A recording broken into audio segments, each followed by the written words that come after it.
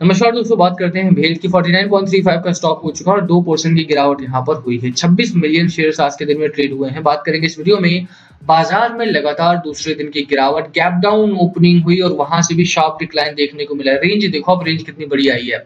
450 का हाई लगाया है और 130 के आसपास का लो लगाया है यहाँ पे। तो ये मान के चलिए आपके बाजार में बुरी तरह से बिकवाली का माहौल है। हालांकि डीआईआई सपोर्ट कर रहे हैं यहाँ पे, बट या तो डीआईआई के पास उतना पैसा नहीं बच गया है या फिर डीआईआई बच रहे हैं। अभी अगर आप एफआईआई का डेटा मैं आपको दिखाऊंगा यहाँ पे इस वीडियो में, बात करेंगे एफआईआई डीआईआई के डेटा के भी, कितना पैसा, कितनी खरीदारी डीआईआई लगातार कर रहे हैं और साथ में एफआईआई की बिकवाली क्या है।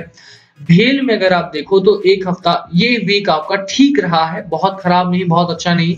मार्केट में जो भी थोड़ा बहुत एक दो दिनों का रिकवरी पैटर्न रहा, उस दौरान स्टॉक ने थोड़ी बहुत रिकवरी दिखाई है।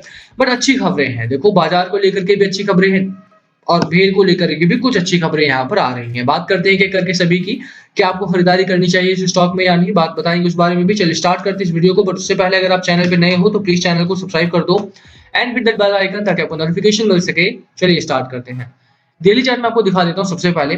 डेली चार्ट बहुत इंपॉर्टेंट हो जाता है आपका शॉर्ट टर्म के लिए, और इस समय बहुत शॉर्ट टर्म का बाजार रह गया है। शॉर्ट टर्म का मार्केट इस वजह से रह गया क्योंकि हफ्ते और 2 हफ्ते के बीच में मुझे लग रहा है कि रशिया यूक्रेन कंक्लूड कर देंगे अपना वॉर, और उसके बाद मार्केट में थोड़ा रिलीफ पैटर्न बन सकता है। जो बाजार लगातार आपका एक गिरावट में है, जो बाजार लगातार आपका एक फॉलिंग स्टेट में है ड्यू टू वेरियस रीजंस, चाहे आप वॉर मान लो, चाहे आप इन्फ्लेशन, फिस्कल डेफिसिट या फिर क्रूड ऑयल प्राइसेस मान लो, ये जो पैनिक बना हुआ है लगातार, उसकी वजह से वो सारी चीजें यहाँ पे मार्केट को प्रेशराइज कर रही है, थोड़ा सा नीचे आ रहा है। कहाँ पर बाजार में खरीदारी करनी है, कहाँ पर नहीं, देखो सपोर्ट लेवल आपका अभी भी बना हुआ है। एंड आई थिंक कि देखो 2 दिनों का जो वीकेंड आ रहा है, इसमें अगर पैनिक क्रिएट नहीं होता है, पैनिक मोमेंटम क्रिएट नहीं होता है, तो यहाँ से मार्केट में थोड़ी रिकवरी पैटर्न बन सकता है।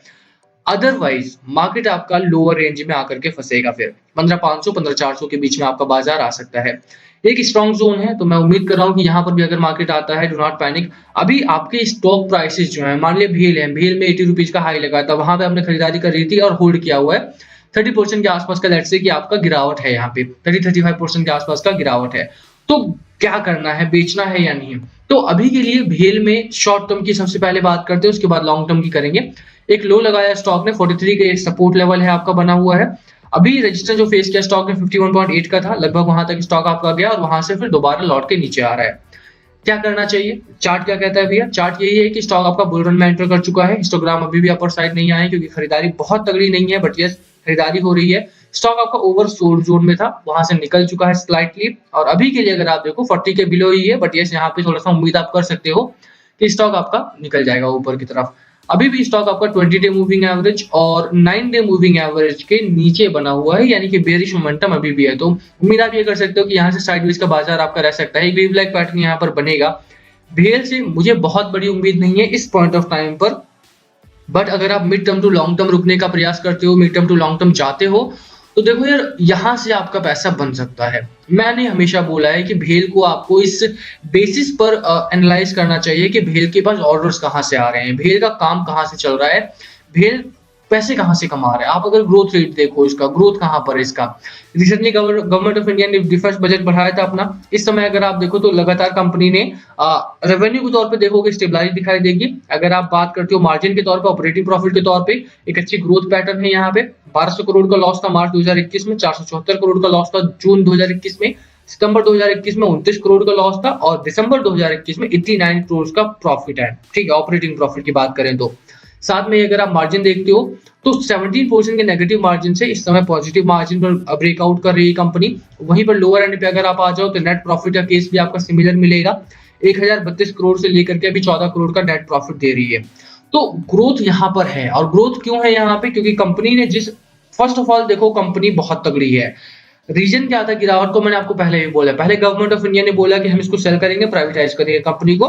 एंड जैसे ही भेल ने अपना सारा ऑर्डर्स पुराना फुलफिल किया और नए ऑर्डर्स लेने बंद कर दिए, वैसे ही गवर्नमेंट ऑफ इंडिया ने मतलब ऑस्ट्रेलिया प्रोटेस्ट वगैरह हुए तो उन्होंने बोला कि नहीं, we will not privatize it, और रोक दिया उसको। अभी के लिए अगर आप देखो तो यही कारण रहा कि बीच में एक प्रॉफिट मेकिंग कंपनी लगातार लॉस मेकिंग करना स्टार्ट कर दी, लॉस करना स्टार्ट कर दिया। अब दोबारा से ग्रोथ पर टाइम लगता है, ग्रोथ करने में टाइम लगता है। कंपनी है, बहुत बड़े ब्रांचेज हैं इनके, और ट्रेडिशनल कंपनी है, ट्रेडिशनल कंपनीज का प्रॉब्लम रहता है। बट अभी यहाँ पर जो ग्रोथ आई है तो सस्टेन करने वाली है। तो बिल्कुल मैं बोलूंगा अगर आपने खरीदारी स्टॉक में कर रखी है, बने रहो। स्टॉक आपका 50 का है, अगर ये कोई प्राइवेट कंपनी होती तो ये स्टॉक कम से कम 120-130 के आसपास ट्रेड कर रही होती इस पॉइंट ऑफ टाइम पर भी। बट क्योंकि पीएसयू है, बहुत कम लोग इसमें इंटरेस्टेड होते हैं, बट आई एम थिंक कि यहाँ पर people are interested. Reason being कि डिफेंस में इस समय बजट आया है और जो भेल का रिकॉर्ड रहता है, एचएएल के साथ बड़ा काम करते हैं, डीआरडीओ के साथ अच्छा काम करते हैं, मार्क 1 मार्क 2 पे काम किया इन्होंने, तो मुझे लगता है यहाँ से आपके लिए काफी अच्छी खबरें आएंगी। अच्छा, तेलों का दाम भी बढ़ा है, तो कोल टू मेथनॉल का जो एक सेटअप था भेल का, वो भी काम करने वाला है आपका।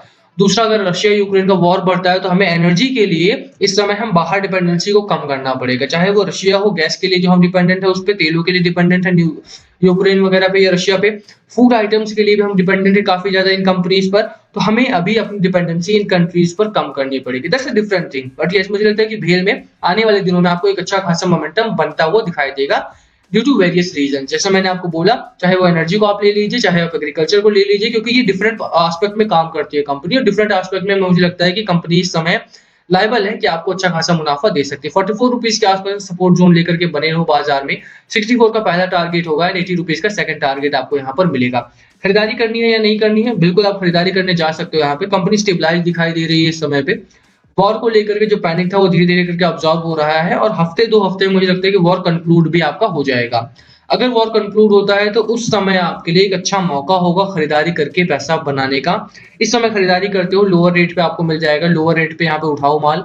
अग्रेसिव नहीं जाना है, ये बात हमेशा बोली है मैंने। कॉशियसली बाय करो, स्मॉल क्वांटिटी में बाय करो और धीरे धीरे करके इस कंपनी को राइड करो। ग्रेजुअली राइड करते हो तो आपके लिए काफी बढ़िया होने वाला है। ठीक है, खबर अच्छी है, खबरों में बने रहो, बने रहेगा ये स्टॉक तो मुझे लगता है कि बहुत जल्दी रिकवर भी करेगा। वीकली पैटर्न में अगर आप देखो, आरएसआई 37 पॉइंट्स के आसपास का, मैकडी आपका न्यूट्रल टू बुलिश पैटर्न में है आपका।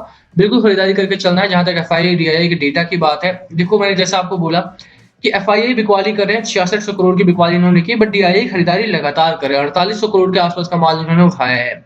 जो मार्केट में शॉर्ट पड़ रहा है ना ये मामला, ये ड्यू टू रिटेल की वजह से है। रिटेल यहाँ पे खरीदारी अपनी कम कर चुके हैं इस समय पे। हालांकि रिटेल के पास बहुत ज्यादा पैसा नहीं है, बट स्टिल 300-400 करोड़ रुपए जो एवरेज इनका डेली का निवेश होता है रिटेल इन्वेस्टर्स का, हमारा तुम्हारा, तो वो अभी इस समय नहीं लग रहा है। मैं ज्यादातर व्यूअर्स को यही बोलता हूँ कि देखो यार, इस समय थोड़ा सा अगर आप अग्रेसिव बाइंग मत करो। जो बहुत अच्छे स्टॉक्स हैं और आपने उनमें निवेश नहीं किया हुआ है और आप करना चाह रहे हो, तो बहुत कम क्वांटिटी लेकर के आप राइड करो इसे।